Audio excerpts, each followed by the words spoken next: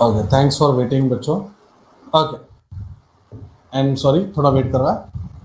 हम लोग कहाँ पे थे रे? क्वेश्चन। ओके, 1,20,000 था, इसका आंसर 150 आ गया। 20th Feb को गुड्स रिटर्न्ड बाय कस्टमर 80,000। अच्छा, ये रिटर्न बाय कस्टमर है, मतलब ये अप्रूवल लेना है या कंफर्म रिटर्न है?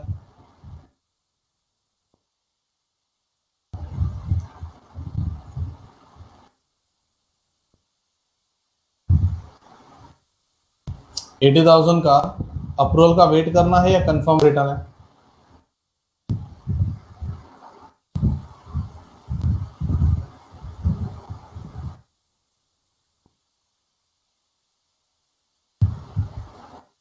ओके, ये कंफर्म रिटर्न है तो मतलब अपना सेल्स रिटर्न का एंट्री आएगा 80,000 के लिए, उसका भी तकलीफ नहीं है मुझे। और जो ये कंफर्म रिटर्न आया उसका कॉस्ट प्राइस अपने क्लोजिंग स्टॉक में जमा हो जाएगा। 15th March, goods for which approval given by customer 40,000। जो अप्रूवल मिल गया है मतलब सेल हो चुका है, हमने ऑलरेडी सेल का एंट्री ऊपर कर दिया है, तो इसके लिए एंट्री या नो एंट्री? ठीक है। And last, goods with customer awaiting approval 30,000। Awaiting approval as on 31st March, हम लोग अप्रूवल का वेट कर रहे हैं, अपने को अप्रूवल मिला नहीं अभी तक, तो हम क्या अजम्पशन करेंगे इसको?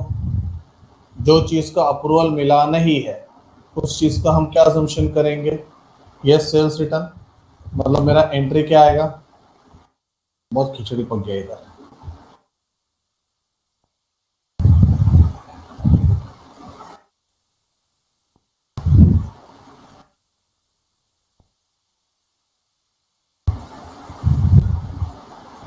डेट थोड़ा चेंज हो जाएगा।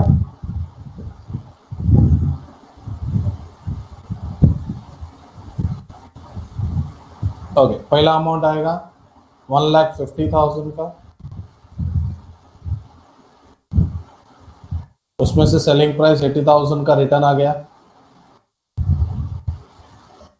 फिर अप्रूवल 30,000 का अप्रूवल नहीं मिला।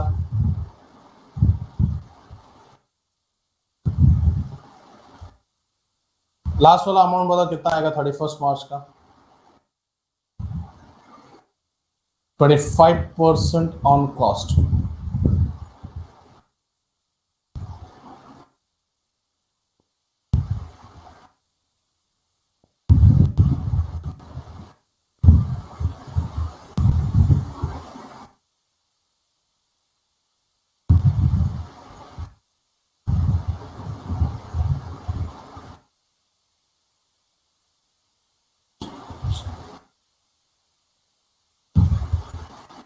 सम खत्म नहीं हुआ है। All the above goods are sold ordinarily in the course of online business. Considering that he closes books on 31st March, you're required to pass entries in the books of Amit to record about transaction. Additionally, it has been provided that on 15th April 2020, कौन सा year है?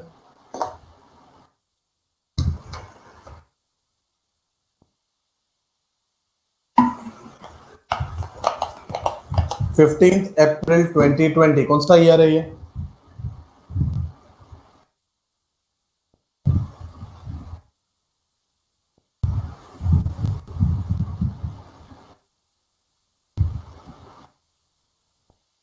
Current year है पक्का? मेरा books of account close हो रहा है March 20 में और ये अप्रैल 2020 बोल रहा है।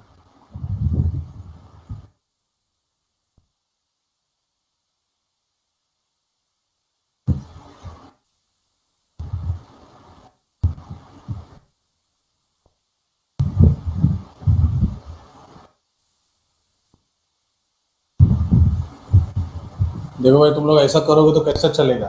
तो नेक्स्ट ईयर कुछ तो हुआ है। Additional it has been provided that on next year the customer have been rejected the goods for which approval was pending on 31st March। 15 अप्रैल को उसने बता दिया कि जो अप्रूवल पेंडिंग था दैट हैज बीन रिजेक्टेड। उसने ऑफिशियली बोल दिया कि इट हैज बीन रिजेक्टेड। क्या करोगे?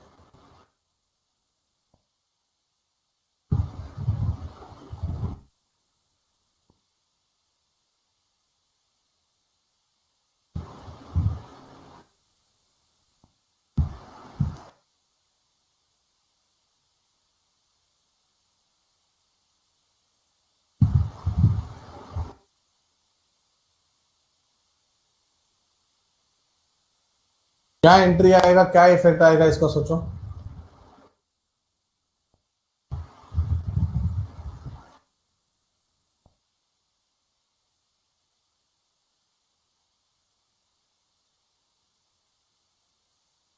ट्रेडिंग अकाउंट टू स्टॉक,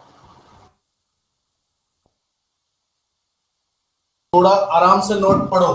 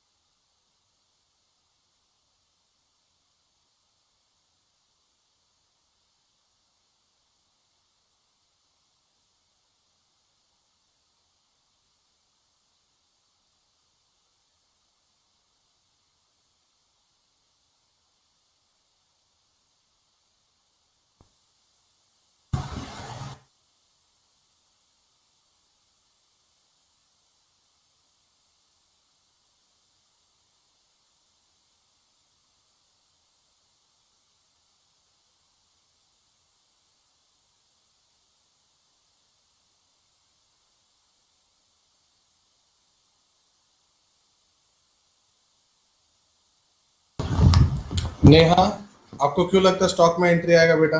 आप तो बस स्टॉक के पीछे पड़े हो। Answer is no entry.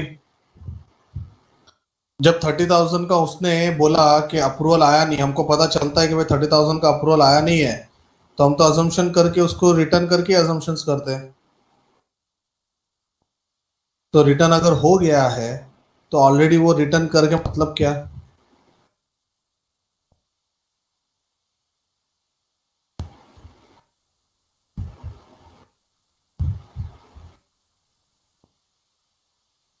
समझा?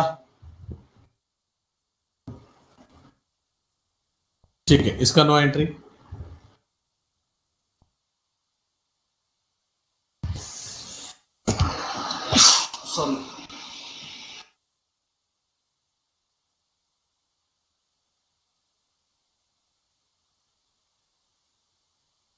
देखो यहाँ पे इन लोग ने नोट भी दिया।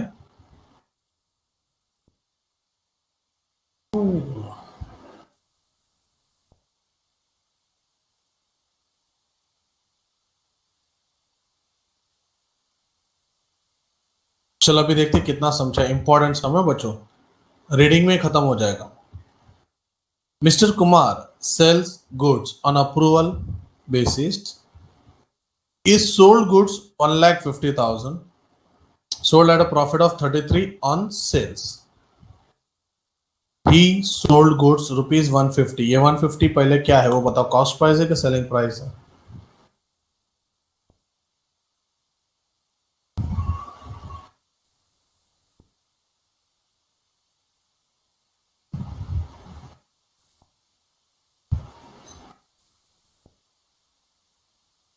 ठीक है, for which has been awaiting approval from the customer as on the date of closing of the books. पहला तो सीन ऐसा है कि सेल्स का एंट्री आएगा कि नहीं आएगा?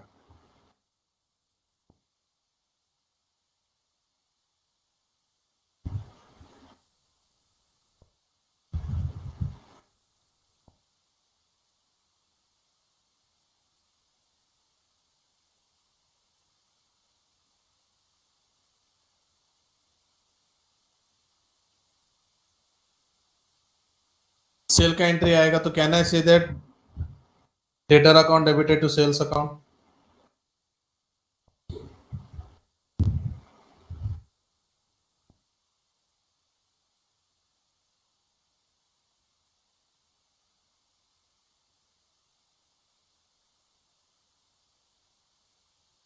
1,50,000 at the end of the year, जब बुक क्लोज हो रहा है तब तक उसका अप्रूवल नहीं आया, इसका मतलब क्या?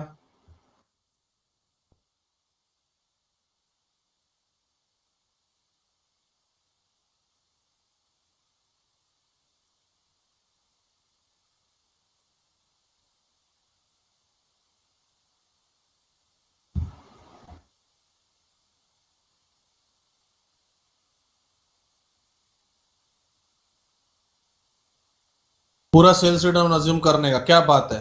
तो सेल्स रिटर्न का एंट्री क्या आ जाएगा अपना, बोलो।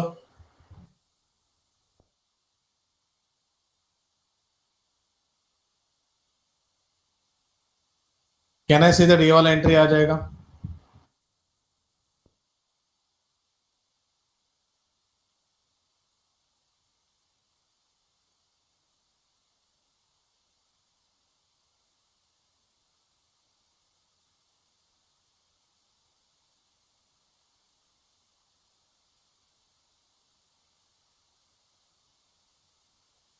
Sales return to debench, sorry debenture debtors.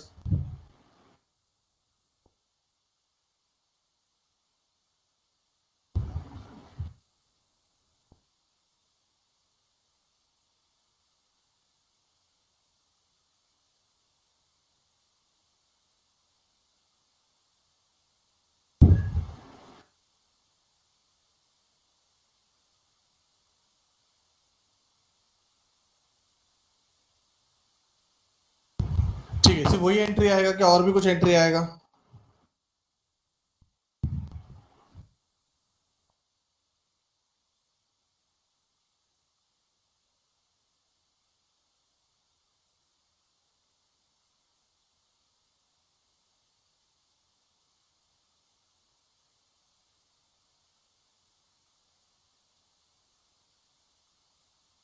Stock to trading amount कितना आएगा?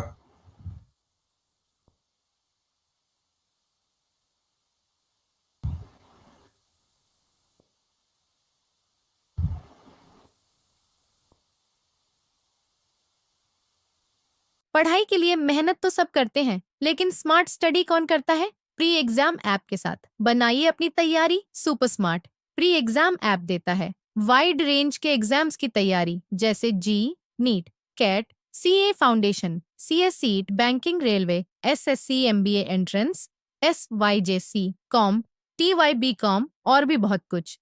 Chapter wise tests and mock tests, detailed performance analysis, और अब तैयारी होगी एकदम परफेक्ट। कहीं भी कभी भी पढ़ाई करें। और एक विशाल क्वेश्चन बैंक आपकी तैयारी को बनाए आसान। इंस्टेंट इवैल्यूएशन से तुरंत जानिए अपनी परफॉर्मेंस और पाएं पर्सनलाइज्ड फीडबैक। तो अब देरी किस बात की? प्री एग्जाम ऐप डाउनलोड करें और अपने नाम से रजिस्टर्ड करें और एक विशाल क्वेश्चन बैंक बिल्कुल फ्री और अपनी सफलता की कहानी लिखें। लिंक डिस्क्रिप्शन में है। प्री एग्जाम ऐप स्मार्ट तैयारी का साथी।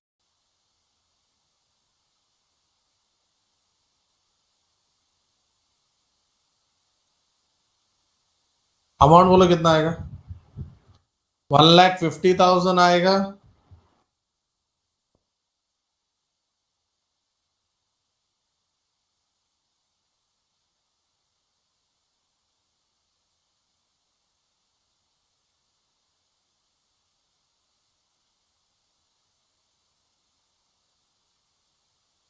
जल्दी जल्दी बोलो अमाउंट कितना आएगा?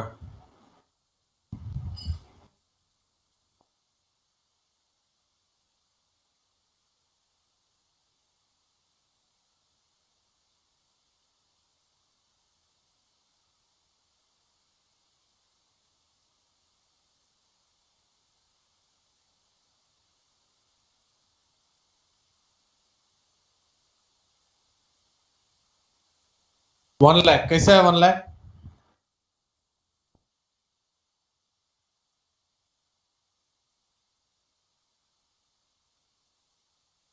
1,50,000 का डायरेक्ट 33.33, 50,000 आता है।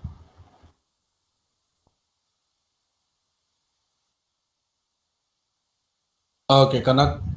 After the expiry of the period, the customers have accepted goods equivalent to 75% of the cost of goods and rest considered to be rejected. After the expiry of the period, customer have accepted goods equivalent to 75% of the cost of goods. 75% of the cost of goods has been accepted and rest considered to be rejected.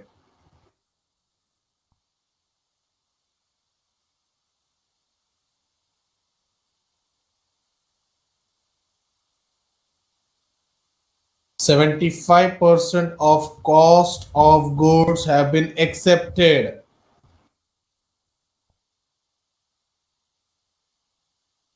कितना आएगा, पहले amount बताओ कितना आएगा। 75% of cost of goods.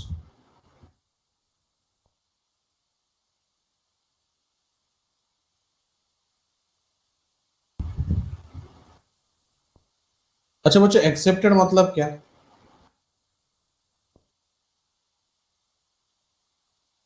Accepted मतलब क्या? ये तो सेल का एंट्री हो गया, सेल्स रिटर्न का हो गया, स्टॉक का हो गया।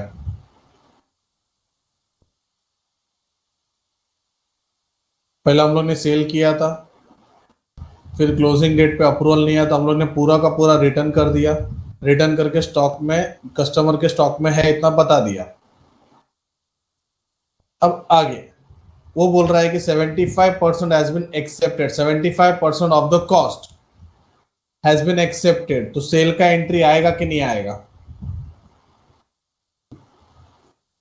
रिजेक्टेड का एंट्री नहीं आता है, बट अभी सेल का एंट्री आएगा कि नहीं आएगा?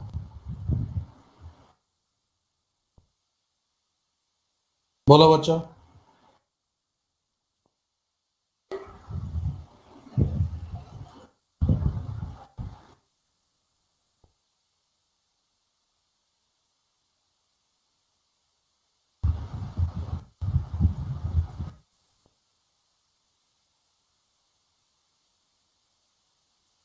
हेलो, सिर्फ नया है क्या क्लास में?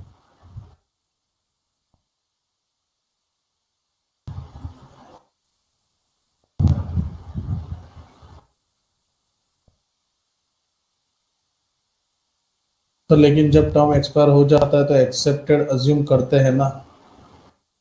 टर्म एक्सपायर हो जाता है तो एक्सेप्टेड अज्यूम करते हैं ना।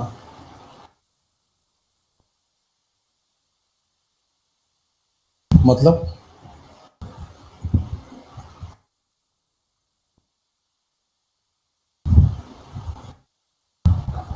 हम लोग ने तो सेल का एंट्री कर भी दिया हुआ है। नेहा,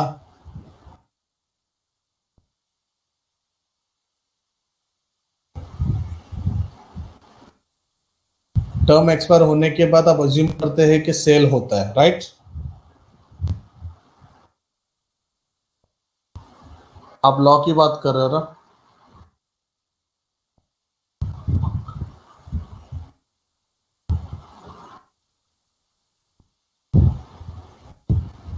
ओके, तो मैं क्या बोलता हूँ, अपने इसमें हम लोग पहले सेल का एंट्री कर रहे हैं कि नहीं कर रहे?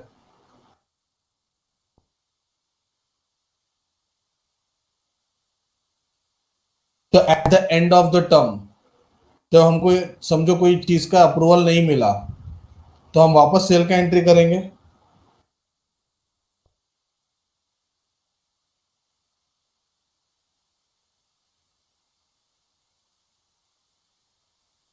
देखो, लॉ लॉ होता है और अकाउंट्स अकाउंट्स होता है,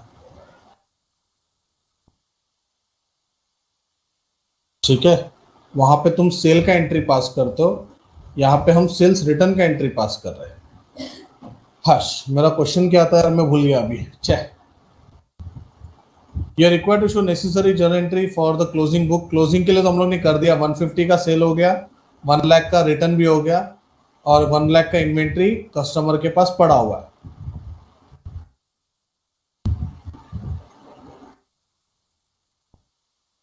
कौन से, किसकी बात कर रहे हैं? हाँ, before expiry, after expiry. Question में बोला है कि पहला क्लोजिंग बुक का एंट्री करो, वो हो गया, and also the entries after the expiry of the period. तो मेरा क्वेश्चन वही है कि मेरा फर्स्ट ईयर हो गया, अब सेकेंड ईयर में आफ्टर एक्सपायरी ऑफ पीरियड। हाँ नेहा, मैं बाकी लोग को भी पूछ रहा हूँ यार, आप ही क्वेश्चन पूछ रहे, आप ही आंसर दे रहे हो, बाकी लोग शांत बैठे हैं। तो मेरे को ये समझना मुश्किल है कि बाकी लोग को समझ रहा है कि नहीं समझ रहा है। आप समझ रहे हो मैं क्या बोल रहा हूँ? ओके, यस, बाकी लोग है या नहीं है, भाग गए? दिखना, डिसूजा, चतुर्वेदी, दास, स्मिथ, गुप्ता, निरंजन, जेनी, खाली यस बोल के मतलब नहीं है। मैंने एक सिंपल सा सवाल भी पूछा हुआ है। तुम्हारे स्क्रीन पे जो सॉल्यूशन है वो बिफोर एक्सपायरी है। After the expiry of the period, the customer have accepted the goods equal to 75% of the cost. 75% of the cost accepted है। आफ्टर एक्सपायरी एक्सेप्टेड है, तो ये इसमें कौन सा वाला एंट्री आएगा? रिटर्न का एंट्री आएगा या सेल्स का? बिकॉज रिटर्न तो ऑलरेडी हो चुका है, पूरा रिटर्न हो गया। फिर नेहा तूने ही आंसर दिया, काश सामने होती, उड़ी मारता तेरे पे। Yes, we have to pass the entry for sales. They have mentioned 75% of cost of goods. Screen के सामने पहला दो एंट्री रख रहा हूं। 75% of cost of goods. Can you please tell me the amount? Sales के लिए अमाउंट कितना आएगा? श्रद्धा बोलते 75,000।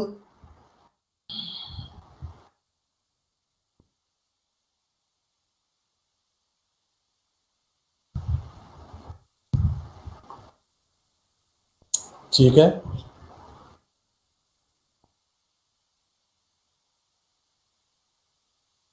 चलो ये देख लो जरा स्क्रीन पे। On expiry of the approval, sir 1 lakh, 1 lakh का एक,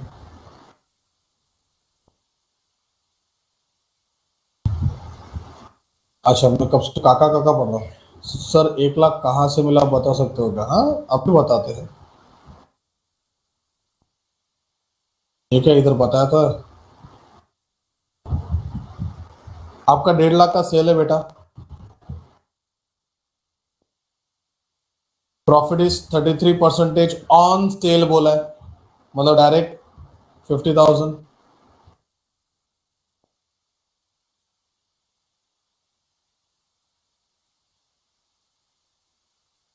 इधर इधर मेंशन किया ना 1,50,000 का सेल है और 33 profit on sale. Rahul Gupta ji ऐसे कैसे करते हो यार? ओके, हाँ, अच्छा हम लोग इधर से लास्ट पार्ट पे। On expiry of the approval, sales का एंट्री पास किया, 75% of cost has been accepted, तो balance has been rejected. There is no need, ये वाला नोट पढ़ो। There is no need to pass the entry for the return of goods as they have already been reverse on the closing date. मतलब sales return का second year में entry आने वाला नहीं है, ऐसा वो बोल रहा है। ये से 3 इलस्ट्रेशन समझा तुम लोग को? 1 2 3।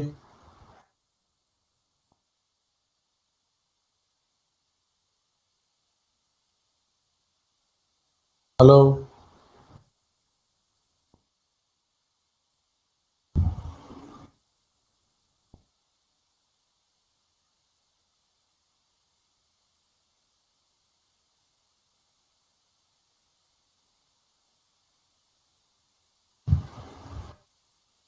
ठीक है, चलो फिर आज के लिए इतना काफ़ी है, ज़्यादा ये नहीं करने का। हाँ, एक छोटा सा एक होमवर्क देने का था।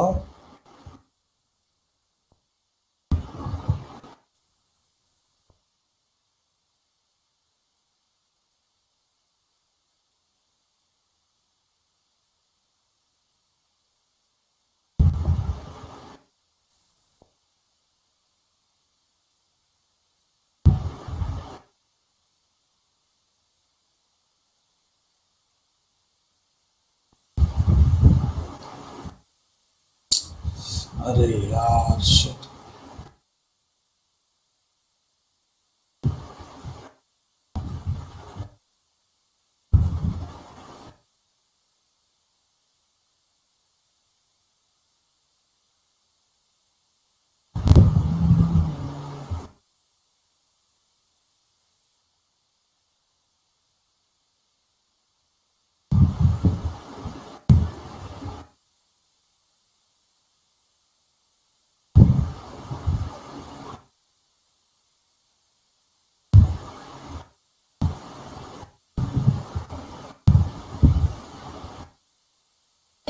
अच्छा, ये स्क्रीनशॉट ले लो, क्वेश्चन नंबर 6 ए और बी।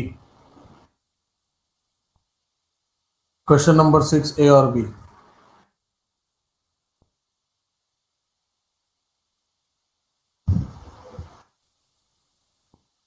ठीक है, क्वेश्चन में देख लो, कुछ ऐसा है टफ जैसा तो पूछ लो, ठीक है, नहीं तो ये तुम्हारे लिए होमवर्क है। चलो bye bye, take care, homework करना प्लीज।